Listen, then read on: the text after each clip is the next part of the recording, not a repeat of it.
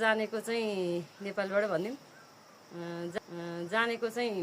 उही सानोमा बच्चादेखि नै पढ्ने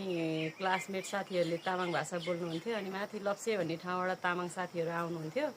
अनि तामाङ भाषा बोल्दै जानुहुन्थ्यो उहाँहरूले तामाङ भाषाबाट कुरा गर्ने अनि मलाई चाहिँ आउँदैन थियो अनि मैले चाहिँ लेखेर राख्थेँ यो तामाङ कुराबाट मेरो साथीले मलाई के भन्यो होला मलाई गाली गरेको होला कि राम्रो भनेको होला कि भने जस्तो लाग्थ्यो